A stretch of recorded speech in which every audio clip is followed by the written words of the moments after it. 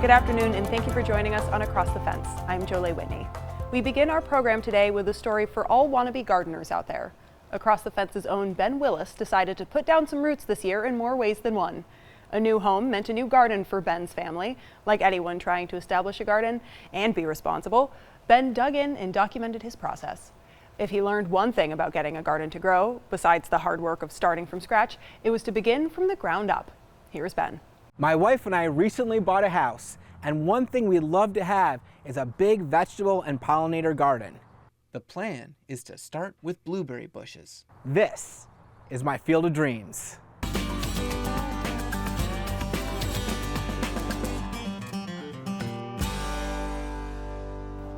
Our first question was, how healthy is our existing soil? It turns out that UVM's Environmental and Agricultural Testing Lab in Burlington does soil testing even for home gardeners. So I set about digging up my yard to find out what could grow here. The Soil Lab recommends collecting a number of cores or slices by walking in a zigzag pattern over the area. A greater number of samples mixed together will mean your results will better represent your entire garden. Then all you need is a Ziploc bag and fill it with a half cup to 1 cup of your soil. Next, print a form off of the UVM Soil Lab website and fill it out.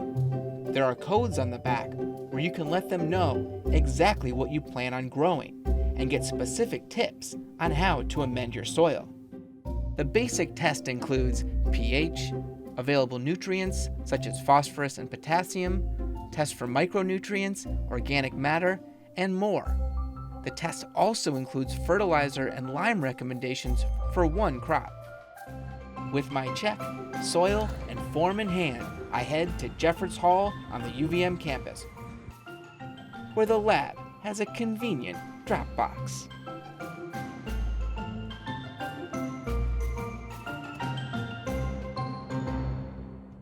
With everything done, all I have to do is wait.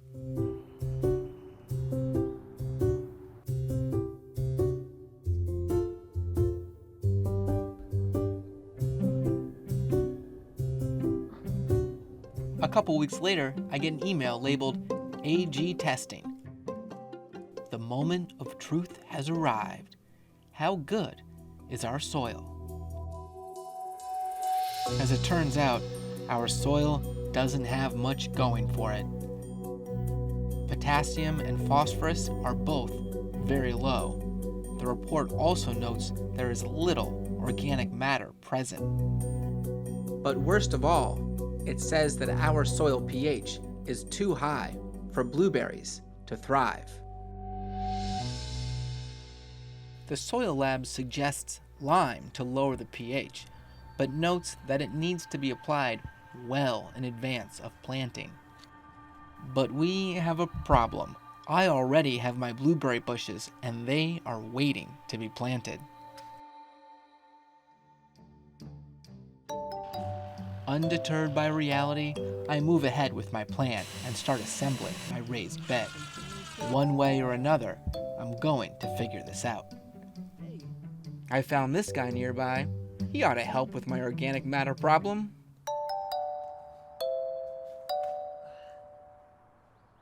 Based on the results from the Soil Lab, I had an ambitious plan. I'd remove a large amount of our soil and put down a biomass layer, decomposing logs from the forest, leaves, some grass from the lawn, and hemlock mulch, which is a little acidic. I'd then amend the soil I removed, bringing it back to life by mixing in compost from our kitchen and local garden center, and a little ash from our fire pit doesn't hurt either. And finally, I add some soil acidifier. It will take time for that to lower the pH, so for now, I will backfill around the plants with an acid-loving soil mix I bought to help them get established this season. It takes many wheelbarrows of soil, but finally, my garden begins to take shape, and the blueberry bushes go in. Well, we've planted 3 different varieties of blueberries: Blue Crop, Blue Jay, and 2 Patriots over this way. We'll see if all this work was worth it, and if I have any blueberries to share, I'll be sure to bring them by the studio. In my garden, I'm Ben Willis with Across the Fence. Here's hoping Ben will have some blueberries. We'll keep you posted. Now let's set the dial of the Wayback Machine to 2013. That's when Keith Silva visited the Michaud family and the owners and operators of the Kingdom Creamery in East Hardwick. There's nothing quite like the taste of ice cream. It's that taste on your tongue, it's that heaviness on your tongue that you want to be able to feel the creaminess. When it hits your tongue, is that texture, that feeling, that first bite is the most important, because that's the one you remember. Better than eating ice cream is when you live across the street from where it's made, and your whole family works together. Kingdom Creamery in East Hardwick produces premium ice cream, soft serve mixes, and yogurt. The business is run by 3 generations of the Michaud family, and everyone helps out. We are selling our story. We have a farm family from Vermont, and we're working hard to make a quality product, and we are succeeding at that. When Jeremy Michaud and his brothers wanted to run the dairy farm that has been in their family since the early 1950s, the previous owner wasn't so sure it was the best idea. My father told me it was, you're foolish, when I wanted to go into dairy farming. And I think he told all of us that. That's why we all got sent to college. It was the hope that we would find something different. But when it's kind of in your blood, it's hard to shake that. Hard work and determination are the foundation of every business, but good intentions don't pay the bills. When the price paid to farmers for their milk bottomed out in 2009, the Michauds knew they had to move with the times or else. The milk pricing system is got some flaws, some real flaws in it. It's not keeping pace with the cost of production. We're seeing our inputs skyrocket, be it fuel, be it feed, be it the price of labor, and all of those components. And, that milk check still comes, and it's just, okay, where's the rest of it? It's like rubbing pennies together to make nickels. It just was impossible. And we all had growing families, we were all married. The business had expanded to certainly its limits, I think, with where we wanted it to be. The next step would have been a major move to a different location. You relocated the entire family, the entire farm, and invested significantly for basically the same end result, which was commodity milk prices again.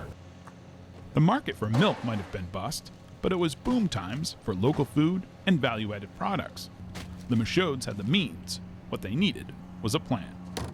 It kind of batted around the idea of doing something like this, but all of it required a rather extensive plan, something that none of us really knew how to do from A to Z in this much detail was something we had no familiarity with.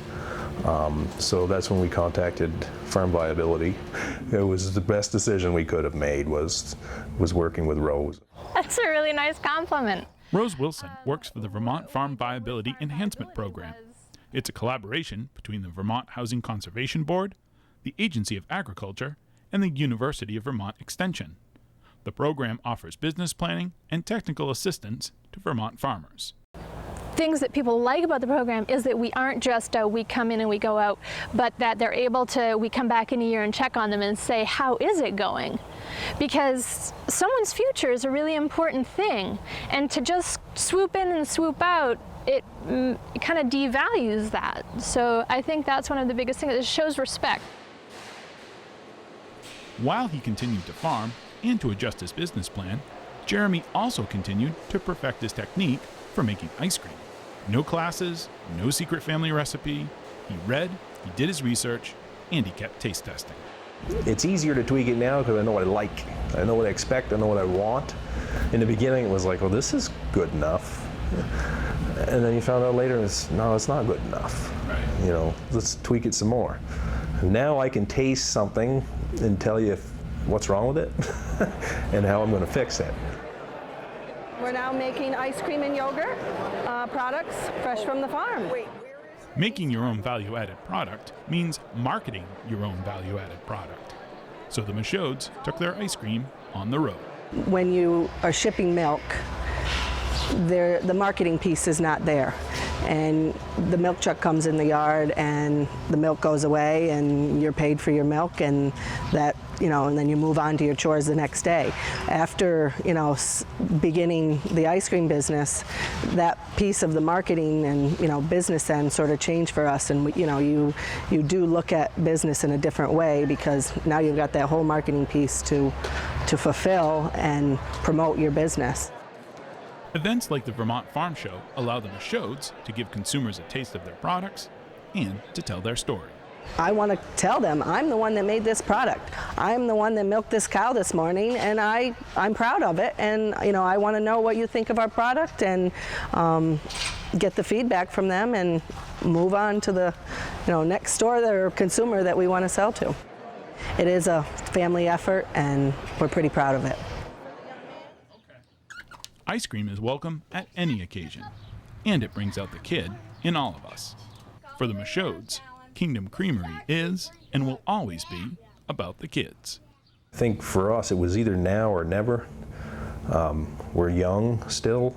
We still got the energy to put up a fight like this and make this a reality and make it a success. I look at my sons and I'm just thinking, this is for them, this isn't for me. And I feel good about that. And if the burden of making that a success falls on us, right now I'm okay with that too. Because someday it'll be easier for them. Dairy farming is a tough row to hoe, and yet, with a bit of help, some ingenuity, and hard-nosed determination, the Michaud family proves that the results can be pretty sweet. In East Hardwick, I'm Keith Silva with Across the Fence. We spoke with Leslie, and she told us the Kingdom Creamery does more wholesale than retail these days. Visit their website to find out where their soft serve and hard ice cream is sold. That takes care of Across the Fence for today. My thanks to the crew behind the scenes here. I'm Jolie Whitney. Have a good one.